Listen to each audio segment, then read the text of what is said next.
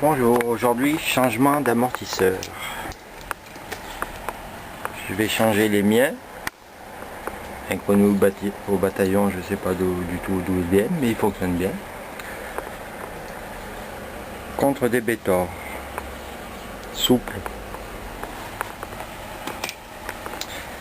Première étape, moto sur cale. Le kick et roue arrière légèrement levé.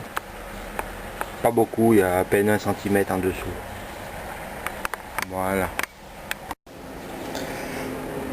Alors, dépose de l'ancien. Bon, moi j'ai un peu des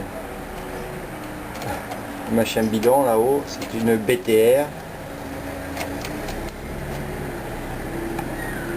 Toute courte, mais qui suffit bien parce que de toute façon les efforts se font sur les entretoises du cadre. Sur les tiges d'ancrage. Et en bas, une 10. Voilà. Et normalement l'amortisseur vient seul. J'avais mis de la graisse au montage. Et je vois qu'elle a bien tenu. Il n'y a pas de souci. Voilà. Nettoyage des supports. Chiffon. Ensuite, je vais dégraisser.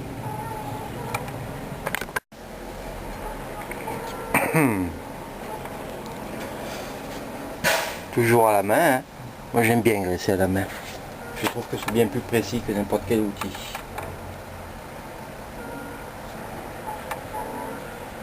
Voilà le haut et le bas. Et n'oubliez pas qu'au montage, là, ça doit rester libre en haut et en bas. Donc ne pas serrer comme un dingue. Tout en serrant, hein, bien sûr. Je vais même graisser l'intérieur. Et je vais poser l'amortisseur.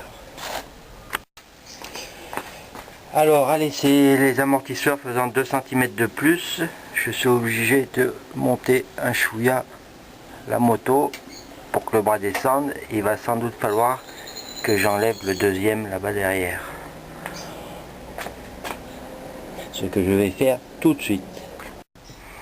Voilà. Pardon. Voilà. L'amortisseur opposé et déposé. Opposé et déposé. Essuyé, graissé. Pose du premier. C'est pratique avec le kick hydraulique parce que je peux régler exactement la bonne dimension.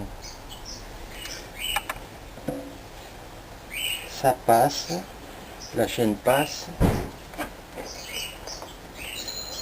Voilà. Ce sont les Bétor, les 340 mm. Et on s'aperçoit qu'on peut rajouter une petite cale à l'intérieur. Ou un écrou, un boulon. Non, un écrou, une vis un peu plus longue. Car les supports, vu l'épaisseur des cylindres blocs, se trouvent bien, 4 mm plus loin que ce qu'il faudrait. Et c'est pas un souci, ça va y aller.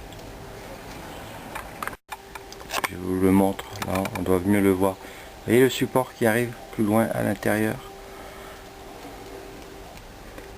Idem pour le bas, bien sûr. Voilà, j'y suis arrivé tout simplement. Attention, j'ai bougé.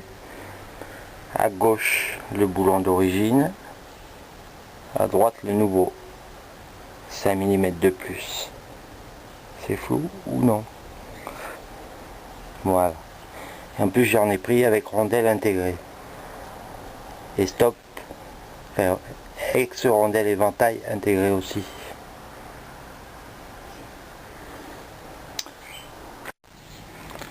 Voilà, tout est monté. Le bas, pardon, un peu trop vite. Le haut. Et l'autre côté. Le haut. Le bas. Plus qu'à essayer. Merci.